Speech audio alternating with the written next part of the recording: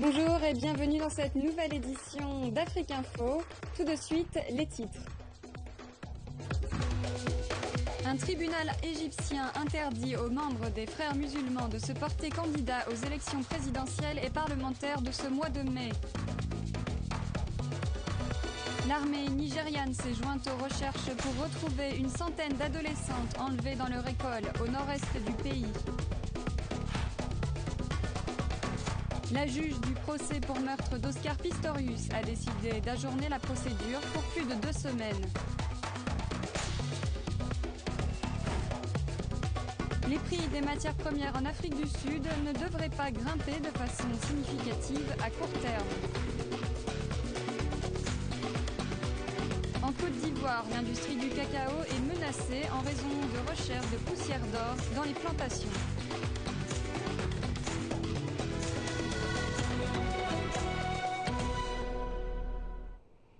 On commence en Égypte. Un tribunal égyptien a interdit aux membres des frères musulmans de se porter candidat aux élections présidentielles et parlementaires de ce mois de mai. Explication. Le jugement a été prononcé à l'occasion d'un procès intenté par un groupe opposé aux frères musulmans, le Front populaire. Le juge a ordonné à la commission électorale de refuser toute demande de candidature venant de membres de la confrérie et d'interdire au groupe islamique de prendre part à tout événement politique. La confrérie des frères musulmans est à présent sur la liste noire du gouvernement intérimaire, en tant qu'organisation terroriste. Selon les autorités, les frères musulmans sont derrière une série d'attaques à travers le pays, qui ont eu lieu après l'éviction de l'ancien président islamiste Mohamed Morsi. La confrérie a nié les accusations. Nigeria maintenant, l'attaque de la gare routière de Nyanya a fait au moins 71 morts et 124 blessés. Le président Goodluck Jonathan accuse Boko Haram d'être responsable de cette attaque, la plus meurtrière dans la ville d'Abuja.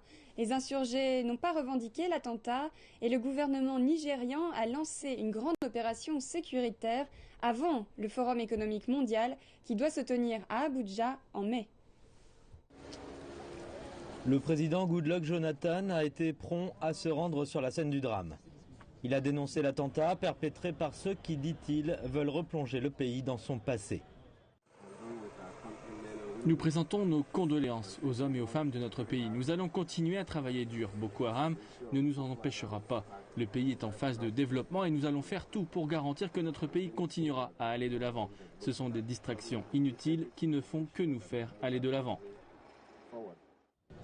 Les experts de la sécurité pensent que l'explosion a eu lieu d'un véhicule placé au milieu de la foule dans la gare routière du sud-ouest d'Abuja.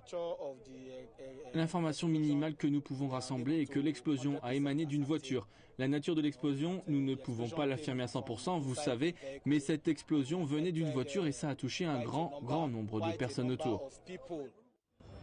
Les témoins disent qu'un kamikaze a foncé avec sa voiture sur le motor park Nyanya et a déclenché une bombe.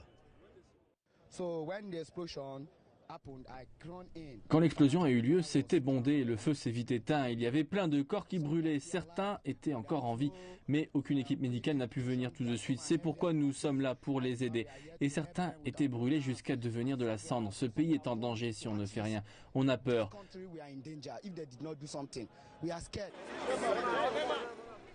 La police, les pompiers et les ambulances sont arrivés sur le site environ une demi-heure plus tard. L'attaque a souligné la vulnérabilité de la capitale fédérale nigériane. Les membres de Boko Haram prennent de plus en plus souvent pour cible les civils, mais ils concentrent leurs attaques sur le sud. L'attentat n'a pas été revendiqué, mais les responsables pointent du doigt Boko Haram, cette secte déjà responsable de nombreux morts dans le pays depuis 2009. Et toujours au Nigeria, l'armée nigériane s'est jointe aux recherches pour retrouver une centaine d'adolescentes enlevées à leur école aux confins du nord-est du pays. Selon des témoins, les rebelles islamistes ont dupé des dizaines d'étudiantes en se faisant passer pour des soldats qui effectuaient une opération d'évacuation dans le but de les enlever au cours de leur dernier raid contre le gouvernement.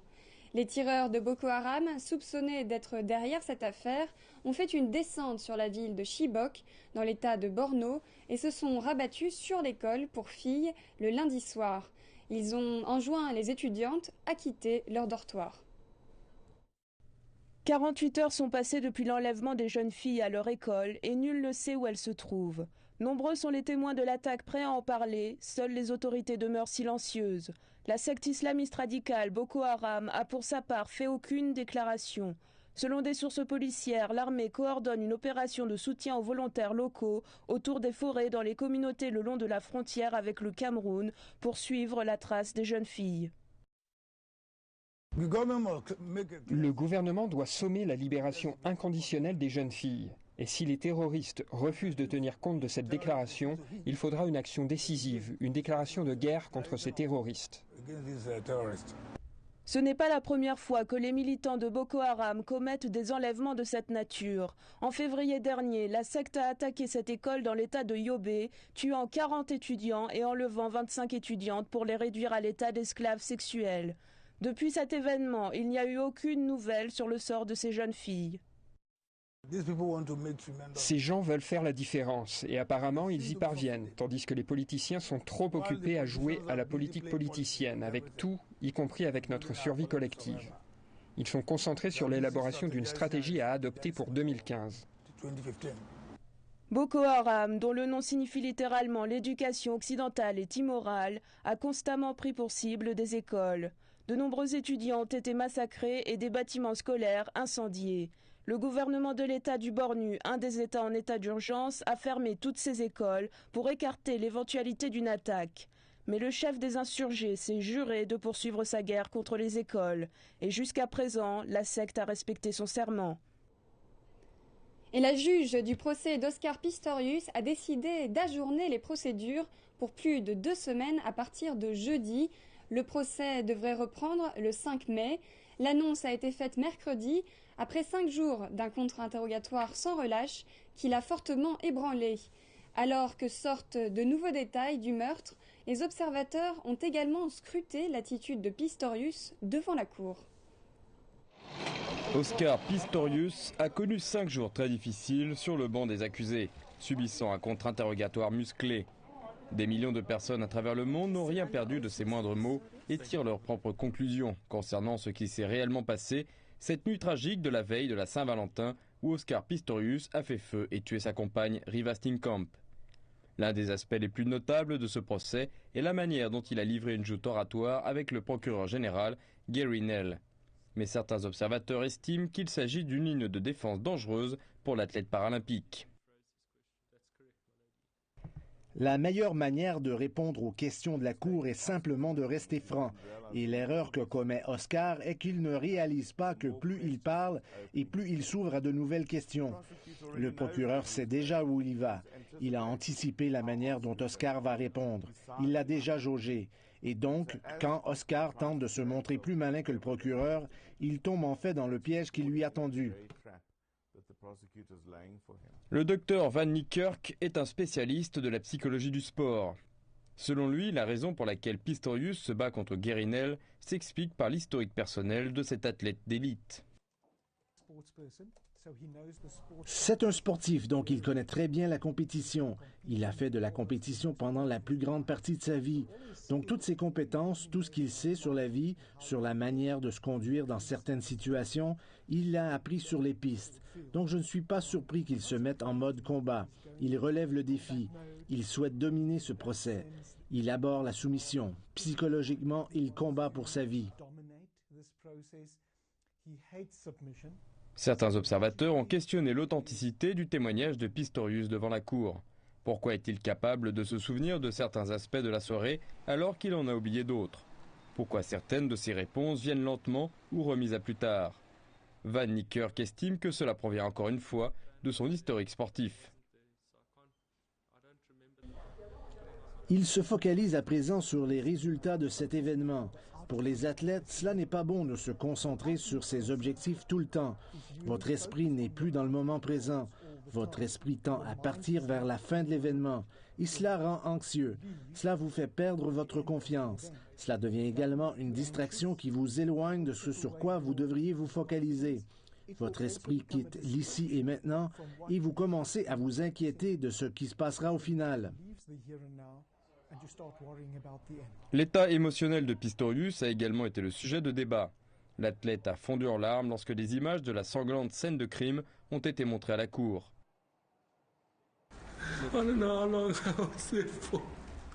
Nel a expliqué à la cour que Pistorius utilisait son état émotionnel pour éviter de répondre à ses questions. Mais cela s'est avéré loin de l'objectif escompté. Fondre en larmes fait partie de l'expérience d'un événement dramatique. Et chaque fois qu'il y a une image ou qu'on parle de ce qui s'est passé lorsqu'il était avec elle, cela lui revient en mémoire, cela déclenche l'événement dans lequel il était. Cela recrée une expérience émotionnelle pour lui. Il est donc très difficile de juger car nous n'avons pas accès à l'esprit d'une personne. Donc nous ne pouvons pas savoir de quoi il s'agit. Mais le fait de fondre en larmes est lié à un sentiment de stress post-traumatique. Bien entendu, au final, les seules opinions qui comptent sont celles du juge et de ses deux assesseurs. Cela leur reviendra de déterminer l'authenticité des propos d'Oscar Pistorius et ensuite de décider de son destin. Et l'Ouganda a commencé à enregistrer tous les citoyens âgés de plus de 16 ans en vue de leur octroyer une carte d'identité nationale. Il s'agit du seul pays d'Afrique de l'Est à ne pas encore disposer de carte d'identité nationale. Le gouvernement ougandais estime que les enregistrements fourniront également une liste officielle d'électeurs pour les élections nationales de 2016. Les précédentes élections avaient soulevé des interrogations et des soupçons ont porté sur le vote de non-citoyens. 2000 cartes nationales d'identité sont certifiées chaque heure. L'Ouganda est à 4 mois de la date butoir pour enregistrer ses citoyens. Selon le gouvernement, ces machines lisieuses de cartes permettront aussi d'éliminer les votes frauduleux qui ont marqué les élections par le passé. Il sera impossible pour quiconque de procéder à des enregistrements multiples ou d'enregistrer quelqu'un qui n'a pas l'âge requis. Le système informatique pourra détecter ce genre de personnes, ce qui permettra de mettre fin aux plaintes, que ce soit pour les élections législatives ou les primaires des partis. Mais des voix dans l'opposition se sont interrogées sur l'implication du ministère des Affaires intérieures dans les questions électorales qui, d'après eux, sont faites pour être gérées par un organisme indépendant. La commission électorale dispose d'un mandat très clair pour établir un registre d'électeurs qui soit propre, clair et vérifiable. Vous ne pouvez pas charger les affaires intérieures de faire ce travail, c'est un problème fondamental. Les cartes d'identité seront également utilisées comme document officiel pour voyager à l'intérieur de la communauté des États d'Afrique de l'Est, une décision prise par les dirigeants régionaux. Et le gouvernement ougandais a décidé de rendre les cartes d'identité obligatoires. Les Ougandais ne pourront pas ouvrir de compte en banque ou accéder aux services bancaires sans cette carte. À l'horizon 2017, les Ougandais ne pourront pas accéder à des services tels que l'école et dans un futur proche, avec les standards de l'autorité civile internationale, cela sera la base requise pour obtenir un passeport. Parmi les 5 pays formant la communauté des États d'Afrique de l'Est, l'Ouganda est le seul à ne pas disposer de carte d'identité nationale pour ses citoyens. Le processus se déroulera en 2 étapes. L'enregistrement des personnes âgées de plus de 16 commençant en premier. Il est prévu que dans les 4 prochains mois, au moins 18 millions d'Ougandais seront enregistrés et obtiendront des cartes d'identité. Selon les autorités, le processus permettra aussi de mieux connaître précisément le nombre d'habitants du pays afin de fournir de meilleurs services.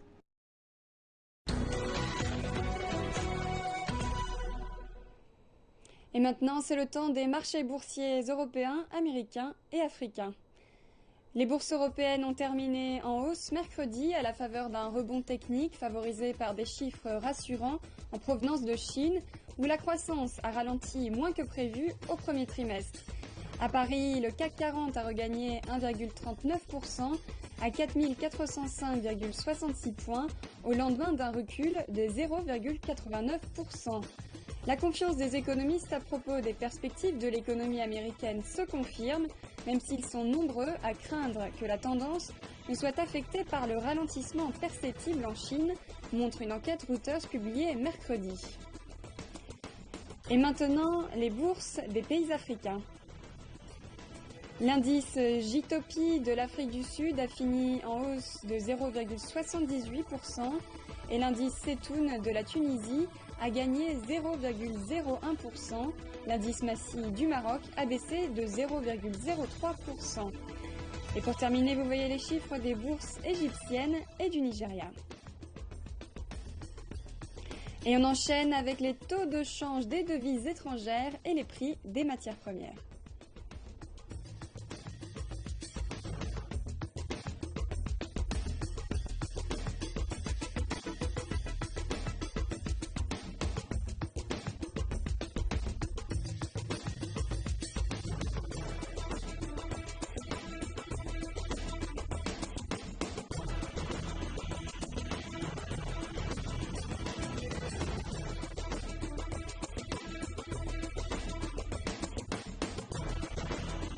Les matières premières en Afrique du Sud ne devraient pas grimper de façon significative à court terme, car la Chine, premier importateur mondial, n'atteindra probablement pas son objectif de croissance fixé à 7,5% au cours des 2 prochaines années.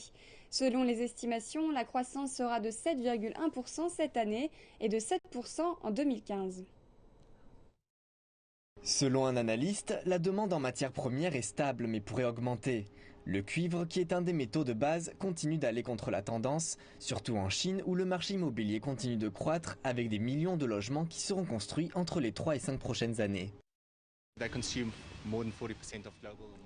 Ils consomment plus de 40% des approvisionnements miniers mondiaux et ces 40% sont surtout poussés par la demande chinoise. À cela s'ajoutent bien entendu les États-Unis, l'Europe et d'autres pays où la croissance s'est stabilisée.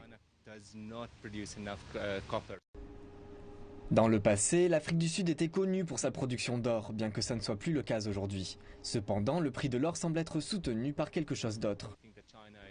Nous avons besoin d'une forte demande, surtout en provenance d'Asie bien sûr, et encore une fois de Chine.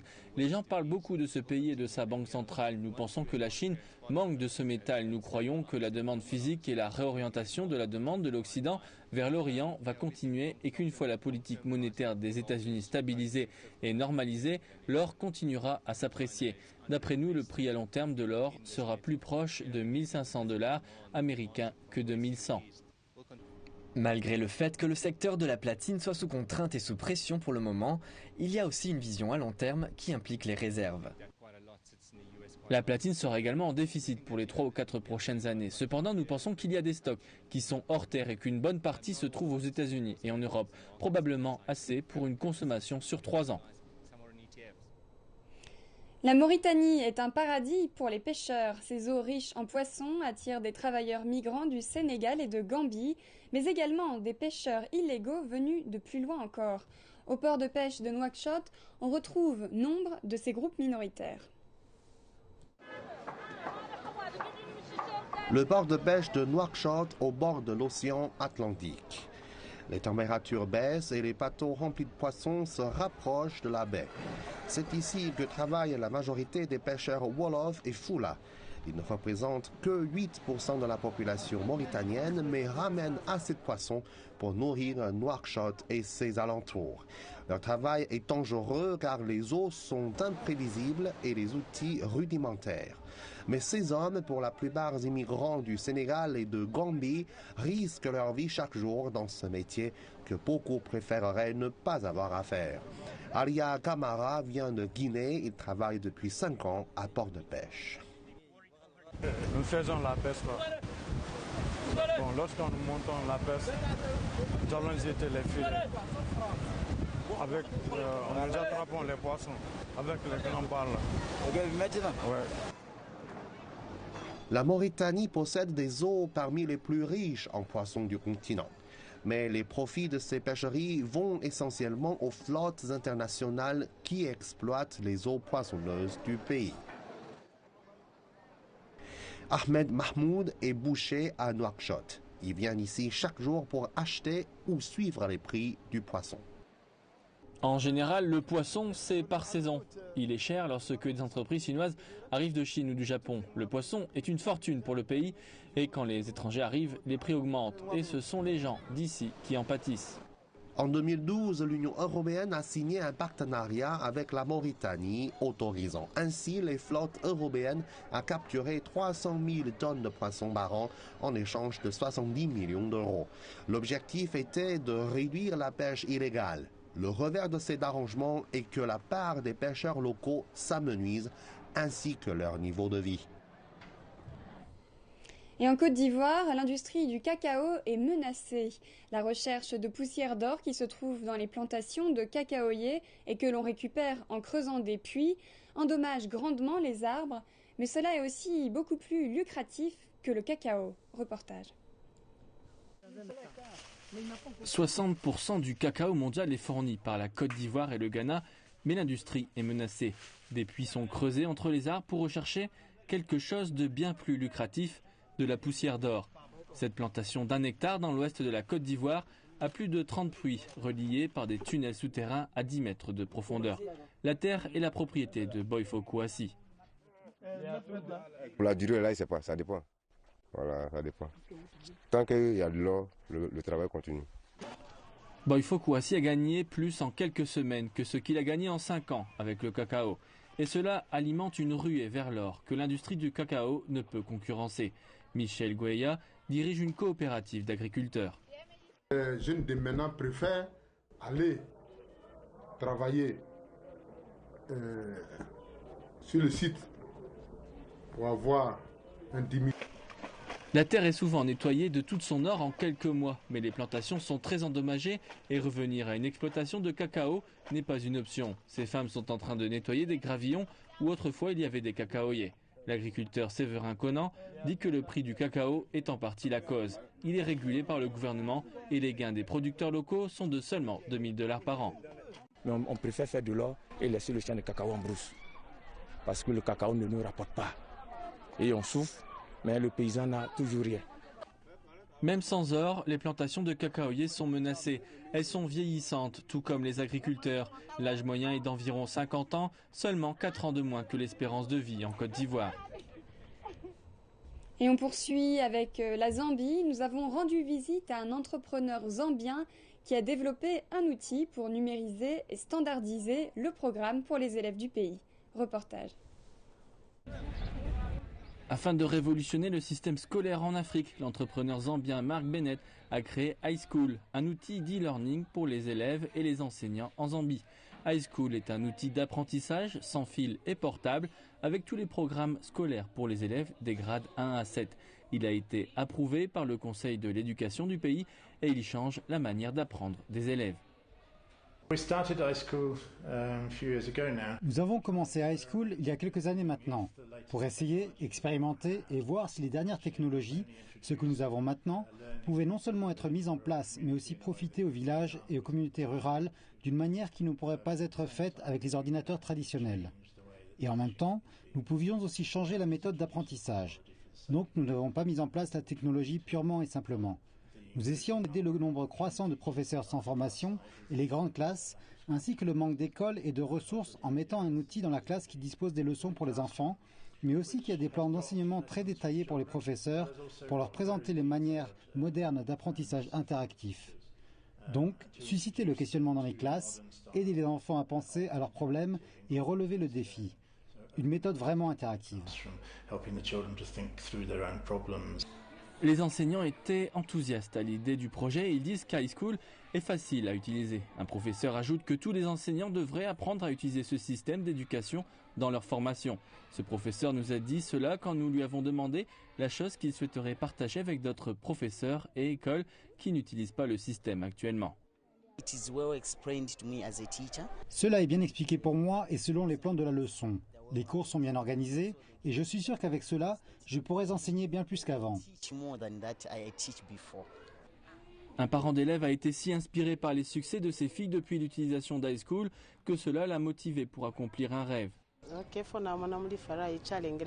J'ai été inspirée par les réussites de ma fille et cela m'a motivée pour retourner à l'école. High School n'est pas seulement destiné aux élèves, l'outil est disponible pour la communauté après les heures de classe, avec des informations préchargées destinées à l'utilisation générale. Les sujets vont de la santé à l'agriculture et l'utilisation permet aux villes et villages de se sentir investis et de garantir aux outils High School une longue vie dans la communauté. Et c'est ainsi que s'achève notre journal d'Afrique Info. Merci de nous avoir suivis et à bientôt sur CCTV Français.